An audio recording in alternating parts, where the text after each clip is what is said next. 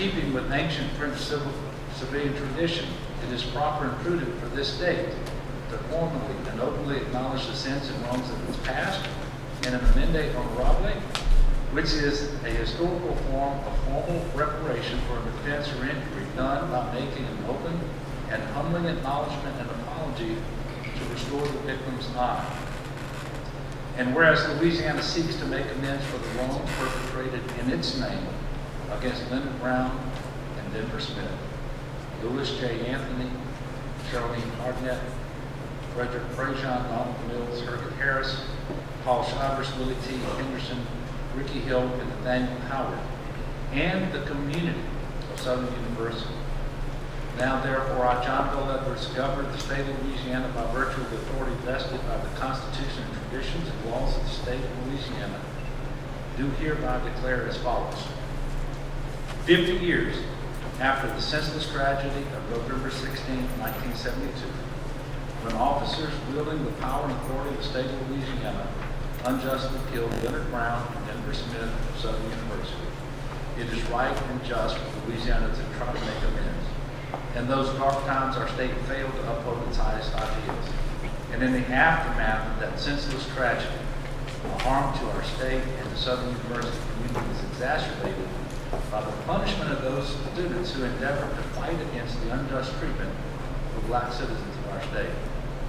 On this day, we recognize the lost potential and promise of the lives of Leonard Brown and Denver Smith, who were so unjustly taken from their community and families at such a young age, as well as those 9 leaders of Students United who were unfairly punished for their activism in the struggle for justice.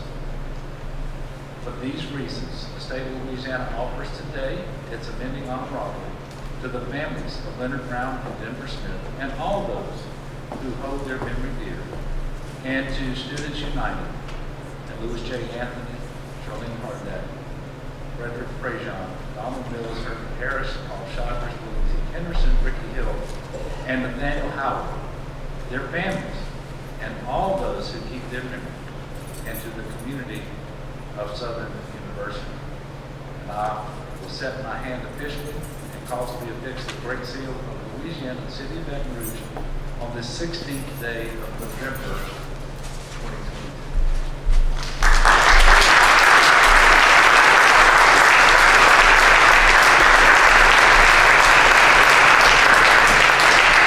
Governor would like the student leaders, the families of Smith and Brown, to please join him as he signs this statement to amend the injustice of that day and the punishment of the leaders later.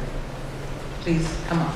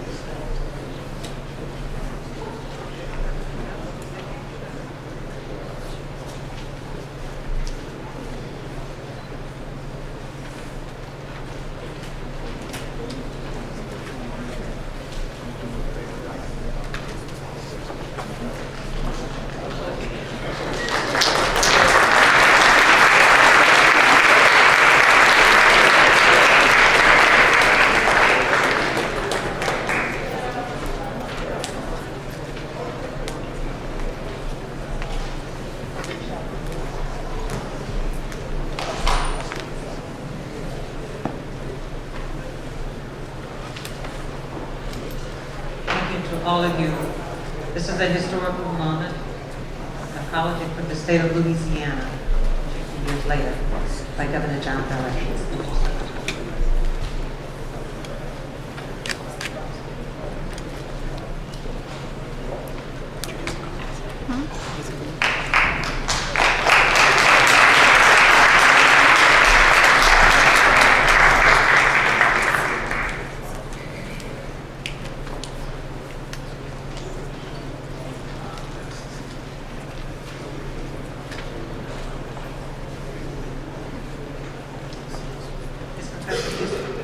Christopher's group.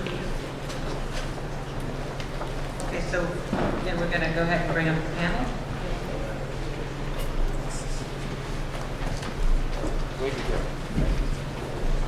The panel is going to be moderated by Brittany Dunn.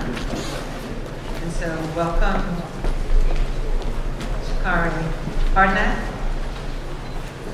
Urga Sabubu, Ricky Hill, Ola Sims Frejon, Chester Stevens, Don Johnson, Maida McDonald, Patrick Robinson, Brenda Brett Williams, Willie Zonders.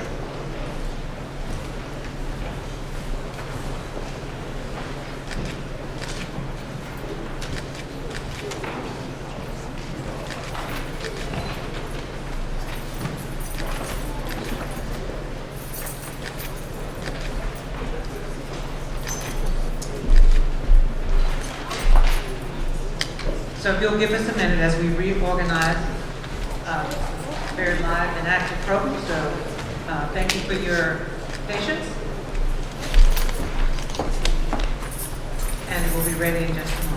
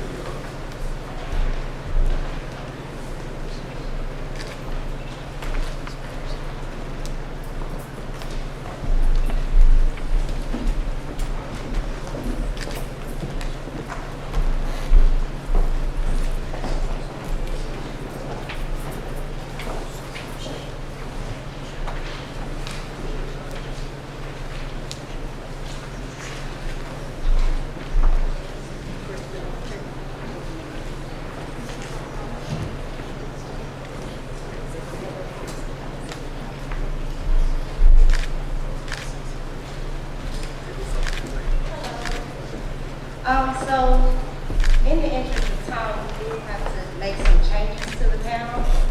So, in those changes, we are going to begin by giving each of the student leaders a chance to let the audience know what they want to come or what they want to be known about November 16th and these protests that culminated in the deaths of Smith and Brown. So I'm going to start with Mr. Sababu since he did prepare a statement. Would you like to begin?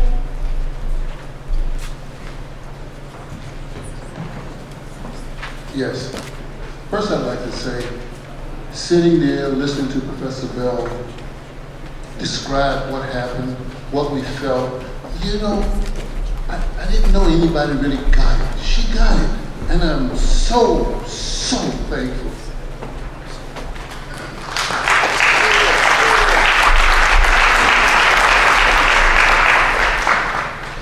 I'd like to acknowledge the presence of the Smith and Brown families. I want you to know that we all carry with us eternally the heavy weight of the loss of your family, Leonard and Denver. that we never use any force or coercion in our efforts to bring valid issues of concern to our university administration and to partner with them in the solutions thereof.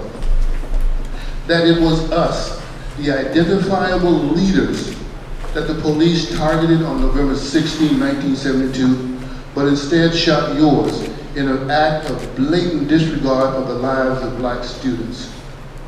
We further maintain that lies and errors made were all done to implicate us to justify their errors. Later today, we'd like to identify for some of the lies and misstatements that were debunked by the very institutions they employed to investigate us. Under normal circumstances, we would leave the campus anytime the police came on campus for fear they would carry out their anger and distaste for us. But this time, we allowed our president, Dr. Nedville, to talk us into waiting for him at his office while knowing full well that an army of hostile police officers were en route to put an end to our legitimate protests, presumably protected by the First Amendment of the U.S. Constitution. We'd like to thank the students for their loyalty and support and their adherence to our nonviolent pursuit of our university's excellence. Thanks to the attorneys that represented us in court and the various organizations that funded them, the attorneys and others who made up the People's Committee of Inquiry, who came to our aid immediately and without our urging to provide an impartial, detailed, comprehensive review of the incident and tell the world what really happened. To the people and institutions that supported us via letters, resolutions, telexes to the FBI, newspaper articles that sought to inform their readers of the truth in opposition to some of our local media that simply echoed the lies of the police, the governor, and even some of our own people here on campus. A big thanks to Howard University, true to its mission statement, committed to support us throughout the diaspora. Took us in on the basis of our academic and professional credentials, which allowed us to resuscitate our lives and careers. We're ever so grateful. It was determined by both the People's Committee of Inquiry and the FBI that the shots that took the lives of our unarmed, fleeing schoolmates were fired by one of 3 identified sheriff's deputies who are yet to be prosecuted. The sheriff permitted his officers to carry their personal choice of weapons and ammunition to a college campus of young students. This, at best, is unprofessional, but in the end was simply murder. Although the FBI was not able to identify the single officer that shot and killed Leonard in Denver, they knew very well who issued the order and who was responsible to manage this deadly group: Edward Edwards and Al Amos. It was they who assembled a group of prison guards, unarmed, untrained deputies, and Louisiana State Police to release upon the student body. Why should they not be charged? Lastly, thanks to Professor Bell, Brittany Dunn, and all the Southern University students and their collaboration with the Louisiana State cold case journalists for their work seeking to bring restorative justice into the light, to shine it on those events and wrongs. This, their work, exemplifies the solution. Education is liberation. Thank you.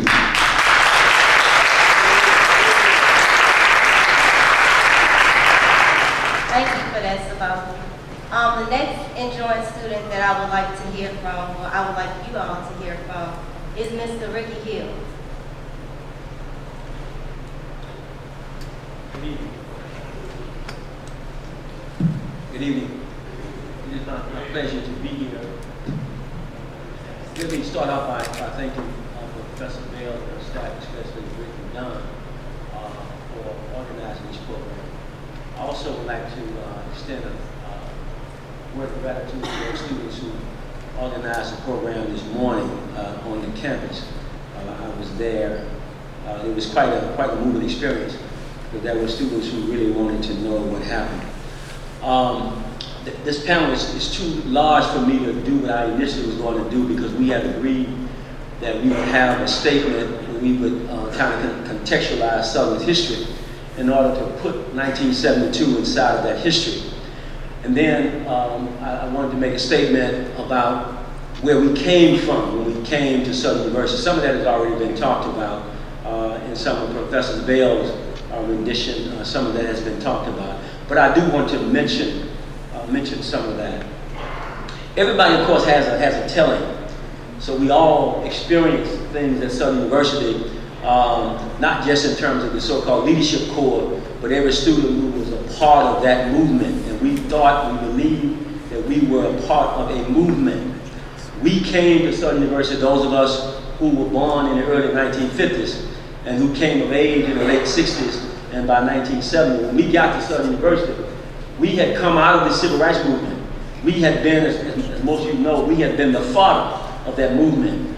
The children and youth of the civil rights movement was the father.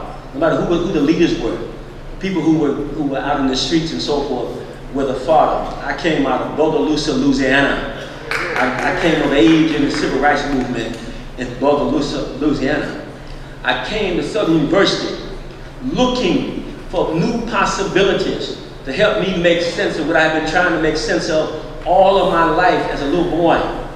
I grew up being ostracized because I was too interested in that black shit. And so when I got to Southern University, I found people who were interested in those things as well.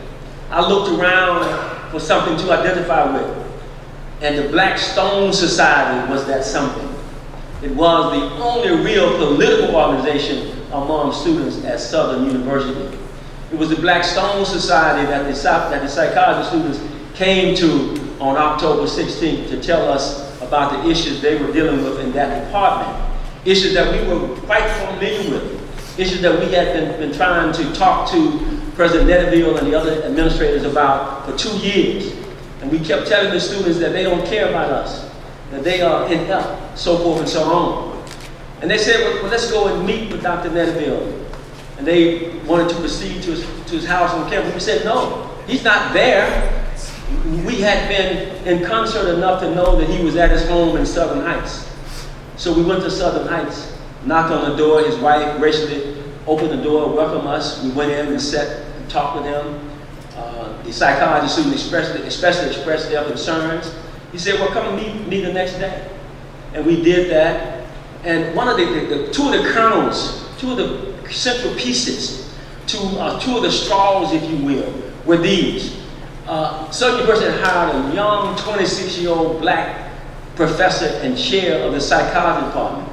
If you can imagine in 1970 and 72, there was a black person in the country who was 26 years old with a PhD in psychology, that would have been quite an absurd reality, but it was.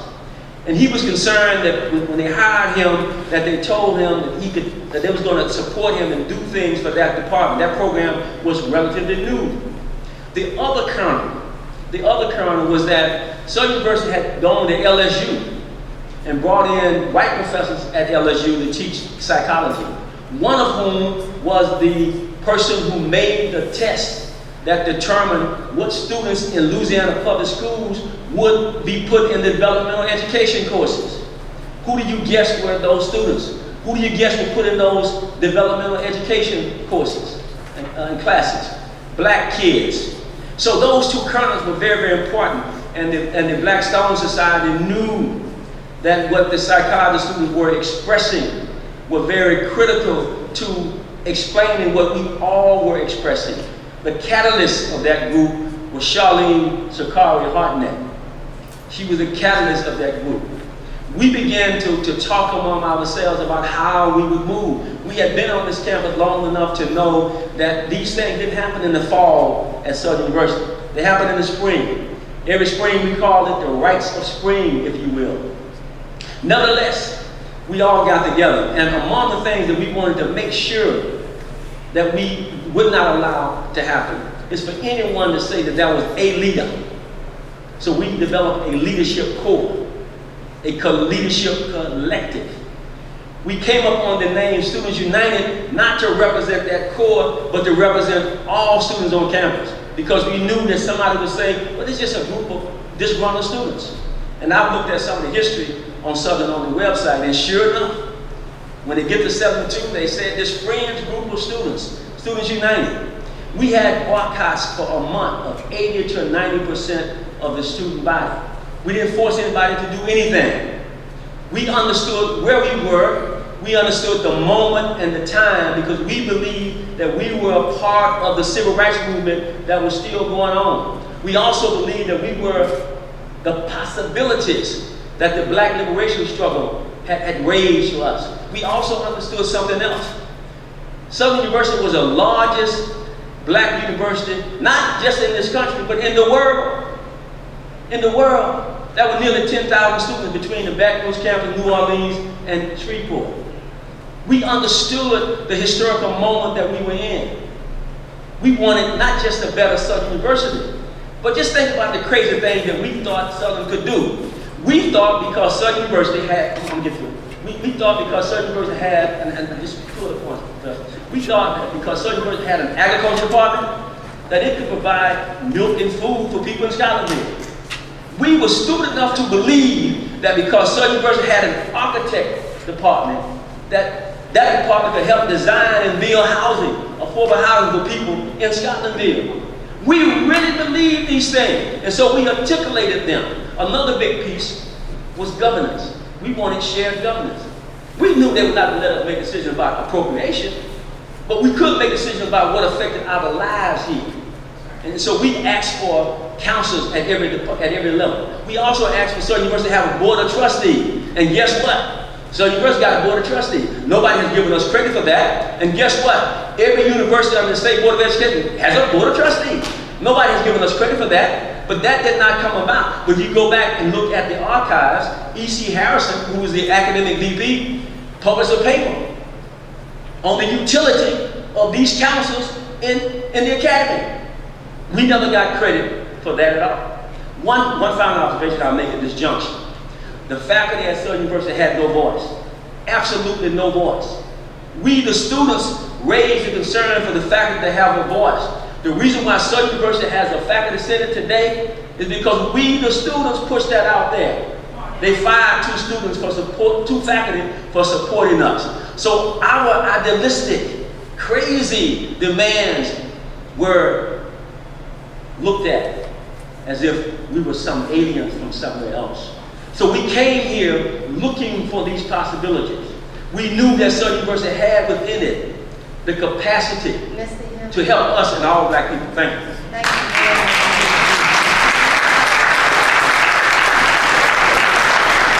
Thank you, Mr. Hill. You have a lot of powerful stuff to add to this. You are part of the political science department, yes. And we all appreciate that, I know. Thank you. The next person I would like to hear from is Ms. Ola Prejean. And Ms. Prejean is the wife of the late Fred Prejean. And if he had the opportunity, I know for a fact that he would be here today. But Ms. Prejean is actually who introduced Mr. Prejean to this cause.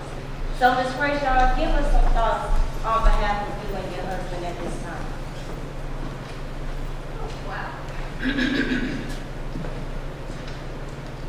Thank you so much. I would first like to begin by thanking Professor Bell and her entire team, for coordinating this event. It is quite a challenge to bring together stakeholders who carry personal stories, memories, and pain around such a critical part of our lives. Thank you for your commitment to creating this opportunity for us to share our truths. I am speaking on behalf of myself and my late husband, Fred. Fred and I both entered Southern in 1970. I enrolled immediately after graduating from high school, and he enrolled at the age of 24 after having been in the Marine Corps Reserve and having worked as a community organizer in the consumer cooperative movement, which had strong ties to the civil rights movement. We began dating the first week of being on campus. We married in 1974 and were married for 47 years at the time of his passing in January of this year. So I know that his spirit is covering me this evening. You've heard that the protest began in October 72 as students in the psychology department responded to the resignation of Dr. Charles Waddell, the department chair. I was a psychology major and Fred was majoring in accounting. I brought Fred to the psychology meeting. There was a groundswell of energy, momentum, knowledge, and will to say, we will not let this happen. And what started in the psychology department didn't stay in the psychology department. Rather quickly, as Ricky said, the scope of students' concerns broadened to encompass almost every aspect of student life, and the coalition of student groups became Students United. Contrary to media reports at the time, and being falsely characterized as being militant and violent, Students United chose civil disobedience to deliver concerns and to help pave a way for a change at Southern. As Fred said during the 20th anniversary commemoration of this event, while the conflict at Southern pitted students against administration and black against black in the immediate sense, the significance of an all-white controlled board of education and inadequate financial support for Southern, which had long existed, cannot be overemphasized in any assessment of the causes of the student unrest at Southern in 1972. Those conditions reflect the reality of institutional racism, and Students United made this known. The administration and former Governor Edward Edwards could not fathom that intelligent, well-informed, disciplined, and resolute black students could exercise their civil disobedience, expose such disparities and inadequacies, and maintain a peaceful demonstration over multiple weeks. All evidence points to the conclusion that the untimely and extraordinary arrest of the leaders of Students United was the catalyst for the events that unfolded on the morning of November 16th. To end weeks of peaceful protest, those in power chose to silence students by any means necessary, and 2 students, Denver Smith and Leonard Brown, lost their lives. The fall of 1972 created a complex trauma that was experienced by all students, regardless of their proximity to the tragedy that happened that morning. Multiple events created varying degrees of stress and trauma.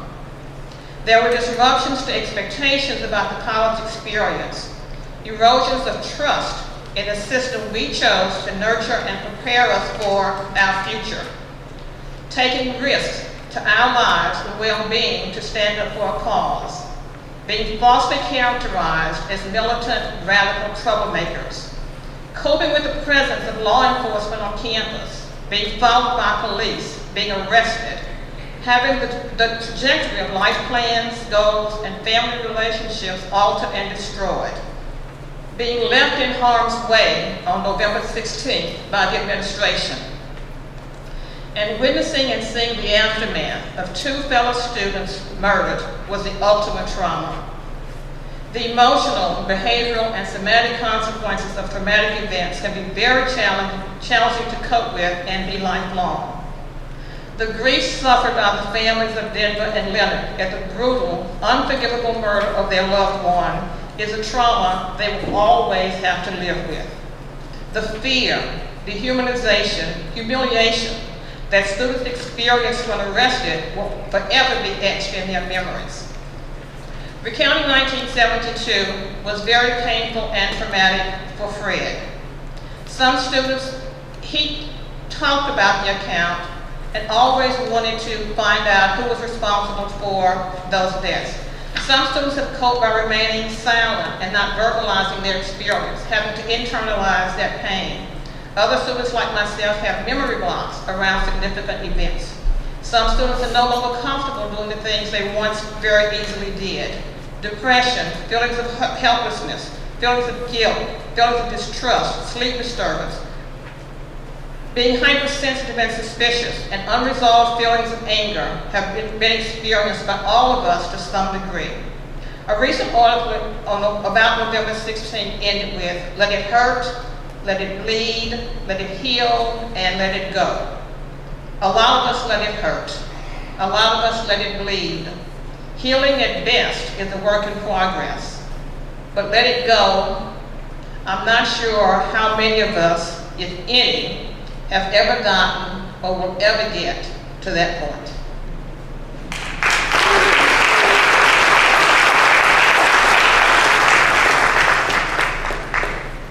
I'm going to direct questions toward the final panelists. Mr. Chester Stevens, you'll be the first that I will direct the question to. So you are a student on campus and involved in these protests, but you were not a leader, so say, okay? So tell us about the methods that were used to solicit student involvement. I specifically would like to know whether the student participation was entirely voluntary or if students were being forced to participate in the